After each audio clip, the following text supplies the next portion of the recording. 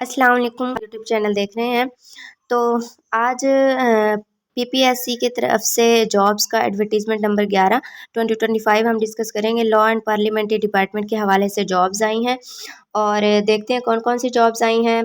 तो research officer की एक जॉब आई है, एक पोस्ट है, ओपन मेरिट होगा और उसमें स्केल कौन सा होगा, 17 स्केल होगा और 7500 जो है वो अलाउंस भी मिलेगा और ये कॉन्ट्रैक्ट बेस पर होगी, परमानेंट नहीं होगी।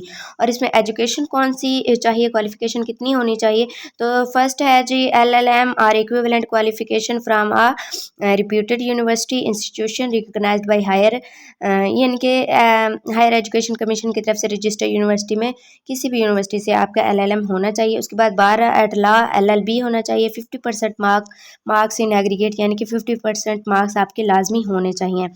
उसके बाद only research and practical experience in relevant field is acceptable, यानी कि एक्सपीरियंस भी होना चाहिए। उसके बाद कोटा कितना होगा, एज जो है वो है 22 to 30 +5, यानी कि 35 साल मेल के लिए और 38 ईयर्स फीमेल के लिए। Age and sex of the transgender will be based on the contents of their CNIC. उसके बाद gender, domicile, place of posting. Gender जो है मेल एंड फीमेल ट्रांसजेंडर सब अप्लाई कर सकते हैं। डोमिसाइल जो है वो पंजाब का होना चाहिए। प्लेस ऑफ पोस्टिंग क्या होगी, लाहौर में होगी। उसके बाद इसका सिलेबस दिया गया है, सिलेबस फॉर रिटन एग्जामिनेशन। तो इसमें 3 पेपर होंगे आपके। पहला जो है इंग्लिश का होगा, उसके बाद सिविल लॉ होगा, उसके बाद जनरल लॉ होगा। 100 मार्क्स के ये पेपर होंगे और आपको 40% मार्क्स जो है वो हर सब्जेक्ट में लेना लाजमी है और 50% एग्रीगेट, यानी कि ओवरऑल आपके 50% मार्क्स होने चाहिए। और नंबर ऑफ चांसेस कितने हैं, ओनली 3 चांसेस होंगे कैंडिडेट को ये एग्ज़ाम देने के लिए। नेक्स्ट देख लेते हैं जी।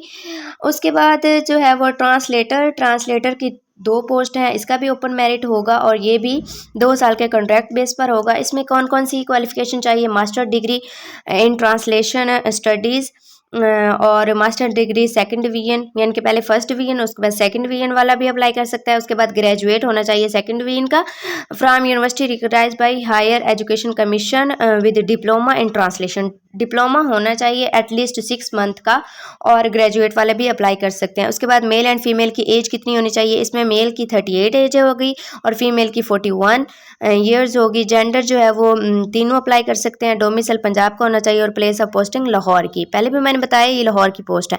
उसके बाद रिटन एग्जामिनेशन का सिलेबस या पेपर किस तरह के होंगे। पेपर 1 होगा ऑब्जेक्टिव टाइप 100 मार्क्स का, 2 घंटे का होगा। पेपर सेकंड जो होगा वह सब्जेक्टिव टाइप होगा,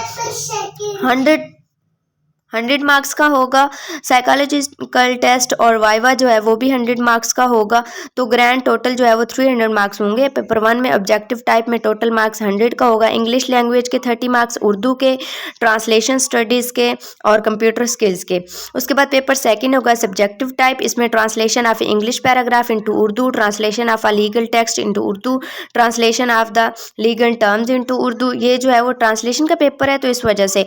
उसके बाद candidate shall have to obtain 40% marks, ये क्योंकि हर पेपर का क्राइटेरिया यही होता है कि 40% मार्क्स होने चाहिए और ओवरऑल जो है वो 50% मार्क्स होने चाहिए। और उसके बाद जो है वो नेगेटिव मार्किंग भी इसमें होगी। उसके बाद नंबर ऑफ चांसेस कितने हैं, इसमें भी 3 चांसेस हैं, यानी कि हर 17 स्केल का जो पेपर होगा ना उसके 3 चांसेस ही होते हैं, जैसा कि CSS और PMS के लिए भी यही क्राइटेरिया है। उसके बाद नेक्स्ट देख लेते हैं जी जूनियर क्लर्क के हवाले से, यानी कि पंजाब वर्कर वेलफेयर फंड, इसके हवाले से जो है वो जूनियर क्लर्क की जॉब्स आई हैं। 21 पोस्ट हैं, इसमें ओपन मेरिट होगा। 14 स्पेशल पर्सन भी होंगे और कोटा 1 जो है वो माइनॉरिटी कोटा भी 1 होगा और वुमेन कोटा इसमें 5 होगा। और इसमें जो है वो 5 ईयर का कॉन्ट्रैक्ट बेस होगा। उसके बाद इसमें क्वालिफिकेशन कितनी होनी चाहिए, इंटरमीडिएट होना चाहिए आपका सेकेंड डिवीजन। उसके बाद जो है वो एज कितनी होनी चाहिए, मेल की 30 ईयर, फीमेल की 33 year.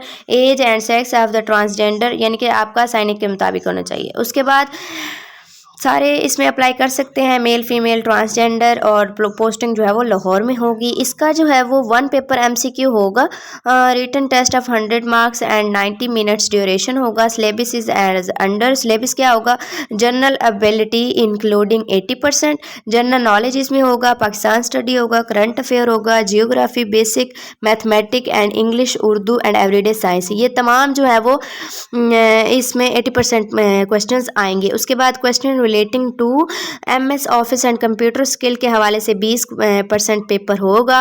Only those candidates will be called for typing test who qualify the general ability test. जो जनरल एबिलिटी टेस्ट को क्वालिफाई करेगा उसको जो है वो टाइपिंग टेस्ट के लिए बुलाया जाएगा। इनके इसमें टाइपिंग टेस्ट भी होगा, और इसकी जो है वो क्लोजिंग डेट जो है वो 7 अप्रैल 2025 है। तो उम्मीद है आपको मेरी वीडियो पसंद आई होगी। अगर आप इसके लिए अप्लाई करना चाहते हैं तो आप इसकी वेबसाइट पर जाकर अप्लाई कर सकते हैं, और आप ये इश्तिहार भी वहाँ से देख सकते हैं। मज़ीद मालूमात के लिए हमारे चैनल को सब्सक्राइब कर लें। यहाँ पर जो है वो टेस्ट के हवाले से MCQs भी डिस्कस किए जाएंगे, और जनरल साइंस एबिलिटी के हवाले से पास्ट पेपर भी डिस्कस किए जाएंगे। मिलते हैं नेक्स्ट वीडियो में। अल्लाह हाफिज़।